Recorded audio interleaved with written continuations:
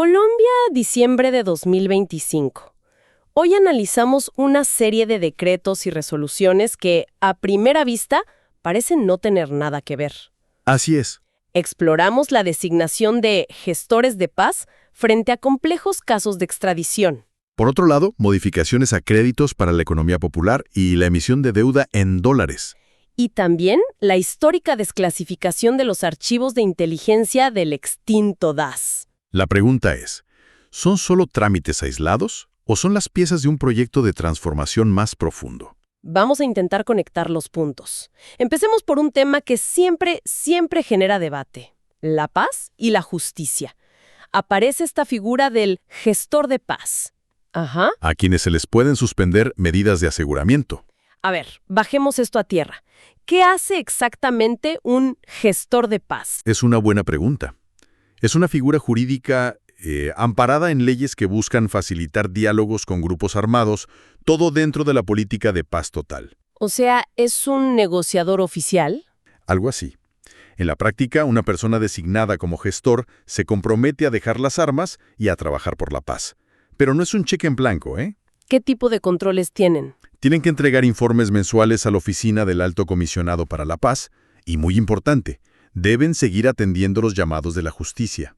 Es un puente, digamos. Un puente de comunicación. Para que las conversaciones puedan fluir, como con el Grupo Comuneros del Sur. Exacto. Pero, al mismo tiempo, y esto es lo que llama la atención, vemos la otra cara de la moneda. Las extradiciones. Extradiciones de altísimo perfil, con acusaciones muy graves. Y se menciona al ELN, que para Estados Unidos es una organización terrorista desde hace décadas. Y los casos son de película. Tomemos el de Alirio Rafael Quintero Quintero. Ok. La solicitud de extradición de Estados Unidos no es solo por narcotráfico. Los cargos son narcoterrorismo, lavado de dinero y un detalle que te deja helada. A ver. Un presunto plan para conseguirle al ELN armamento militar del régimen de Assad en Siria. ¿Perdón? ¿Armas de Siria? Eso ya no es narcotráfico, es geopolítica del crimen. Totalmente. Y el pago sería en cientos de kilos de cocaína. Para mover el dinero, las fuentes mencionan el uso de criptomonedas. Claro, para que no se pueda rastrear. Esto nos muestra redes criminales que operan a una escala global, con una sofisticación tecnológica que supera la de muchos estados. Y en medio de todo esto surge un caso que parece un nudo legal imposible de desatar, el de Haider Díaz Carabalí. Ese caso es fascinante. También solicitado en extradición, pero resulta que ya había sido juzgado y sancionado por la Jurisdicción Especial Indígena. Entonces, ¿cómo es posible que se apruebe su extradición? Aquí es donde la cosa se pone compleja. Chocan dos principios constitucionales muy fuertes. La autonomía indígena por un lado. Y los compromisos de Colombia en la lucha contra el crimen transnacional por el otro. La Corte Suprema tuvo que tomar una decisión de fondo. ¿Y qué argumentó? Porque suena a un conflicto de soberanías en toda regla. El argumento central de la Corte es que la jurisdicción indígena, aunque es válida para asuntos de su comunidad, no tiene competencia sobre delitos que son globales. Como el narcotráfico a gran escala. Exacto. Y usan un concepto clave: instrumentalización. Instrumentalización, o sea, la sospecha de que se podría usar la justicia indígena como un escudo. Básicamente sí. El temor es que estas estructuras de crimen organizado se aprovechen de esa autonomía para evadir la justicia internacional. La Corte dice que la justicia indígena no fue diseñada para juzgar conspiraciones de narcoterrorismo. Entiendo, pero esta doble estrategia del Estado a mí me suena casi esquizofrénica. ¿En qué sentido? Por un lado, le ofreces una salida negociada a un grupo a través de los gestores de paz. Por otro, extraditas sin dudarlo a miembros de otros grupos por crímenes similares.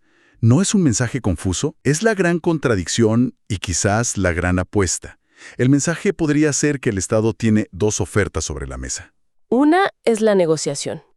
En la paz total, que implica un desarme y someterse a la justicia. Y la segunda es la cooperación judicial con Estados Unidos, que implica la extradición. Es una política de zanahoria y garrote, a escala nacional e internacional. Como decir, hay una puerta de salida negociada, pero si no la toman, la puerta de la extradición sigue bien abierta. Una apuesta de alto riesgo, sin duda. Y fíjate que esa tensión entre lo local y lo global se repite de una forma muy interesante en la economía. ¿A qué te refieres? A que mientras el Estado coopera para desmantelar redes financieras con criptomonedas, a nivel de calle, intenta reemplazar a los prestamistas informales con microcréditos. Es una conexión excelente. Hablemos de eso. Hay un ajuste en un programa que se llama Creo, un crédito para conocernos, que le apunta directo a la economía popular. Exacto. A la tienda de la esquina, al pequeño agricultor. Y lo que hacen es aumentar los montos máximos, que antes eran de 2 o 4 millones de pesos. ¿Por qué el cambio? ¿No era suficiente? No, para nada. Eran montos casi simbólicos. Las fuentes indican que, por ejemplo, un pequeño productor necesitaba en promedio 8.5 millones de pesos en 2025 para que el crédito sirviera de algo. Claro, para comprar insumos, para invertir de verdad. Con 4 millones no hacía mucho. Ahora se unifica el tope en hasta 6 salarios mínimos, que es mucho más realista, y se amplían los plazos. Y el objetivo principal es competir con los préstamos gota a gota, ¿verdad? Ese es el enemigo a vencer. El gota a gota es ese sistema de préstamos informales, a menudo criminales, con intereses impagables que se cobran a diario. Y con métodos de cobro violentos. Por supuesto, el Estado, con estos créditos, intenta ofrecer una alternativa legal, con tasas justas. Es inclusión financiera como estrategia de seguridad. Y de la economía del día a día pasamos a las grandes ligas financieras. De un salto enorme. El Distrito de Barranquilla fue autorizado para emitir 350 millones de dólares en deuda pública externa. 350 millones de dólares. Eso es una cantidad monumental. Es una cifra que impresiona, sí. Pero lo interesante aquí no es para qué van a usar el dinero, sino ¿cómo? A ver. No es para construir un nuevo puente. Es una operación de manejo de pasivos. Eso suena muy técnico. Explícanos. Pues, imagina que tienes 18 tarjetas de crédito, cada una con una tasa de interés altísima. Es un desorden y te sale carísimo. Ok. Lo que hace Barranquilla es ir a un gran banco internacional y pedir un solo préstamo gigante, con una tasa mucho más baja. Y con ese dinero paga todas las 18 deudas viejas de un solo golpe. Ah, ya entiendo. Cambian deuda cara por deuda barata. Exactamente. Ahora solo tienen una deuda, más barata y más fácil de administrar. Es una jugada financiera inteligente, pero también riesgosa, ¿no? Endeudarse en dólares expone a la ciudad a la volatilidad del cambio. Ese es el punto crucial. Y por eso, para que el Ministerio de Hacienda les diera el permiso, la ciudad tuvo que demostrar que tiene un plan. ¿Y cómo lo demuestran? Contrataron a una calificadora de riesgo, un auditor externo que revisó sus finanzas y concluyó que tienen niveles adecuados de liquidez, solvencia y capacidad de pago. O sea que tienen con qué responder. Y que seguramente tienen estrategias para protegerse de una devaluación. Es una señal de una gestión financiera muy sofisticada. A ver si entiendo el panorama que se dibuja. Veo un Estado con dos velocidades, increíblemente ágil para la cooperación internacional y las finanzas globales. Ajá. Pero al mismo tiempo, mucho más lento para resolver sus problemas sociales internos, sus deudas históricas. Y esa idea de las deudas históricas nos lleva directamente al siguiente tema, que es quizás el más profundo de todos. La desclasificación de los archivos del extinto DAS. Exacto. El Departamento Administrativo de Seguridad. Esto parece sacado de una novela de espías. Para quienes no lo recuerdan, el DAS fue desmantelado por escándalos gravísimos. Espionaje ilegal a la Corte Suprema, a periodistas, a defensores de derechos humanos, vínculos con paramilitares. Desclasificar esto no es un acto administrativo, es casi un exorcismo nacional. Es un paso monumental hacia la verdad y la reparación. Durante décadas, esos archivos estuvieron bajo una reserva legal de 30 años o más. ¿Y la decisión de abrirlos no es voluntaria, cierto? No, para nada. Es el cumplimiento de órdenes de la JOP y de la Corte Interamericana de Derechos Humanos. Es el Estado obligado a confrontar los secretos de su propio sótano. Cuando se habla de desclasificar, la gente piensa en grandes conspiraciones. Pero, ¿el verdadero impacto no estará en miles de historias personales? Totalmente. El impacto masivo estará en lo micro. En el líder sindical que nunca supo por qué lo despidieron, el estudiante que se sentía vigilado. Exactamente. En la posibilidad de que miles de ciudadanos puedan por fin acceder a los expedientes que el Estado construyó sobre ellos. Y el proceso no es simplemente abrir unas cajas. ¿Cómo funciona? No se puede publicar todo en Internet, supongo. No, es un trabajo delicadísimo. Hay que crear un plan para garantizar la integridad de los documentos, pero también hay que hacer un proceso de anonimización. Para proteger información sensible, nombres de agentes, cosas así. Claro. El objetivo es dar la máxima publicidad posible, pero balanceándolo con la seguridad.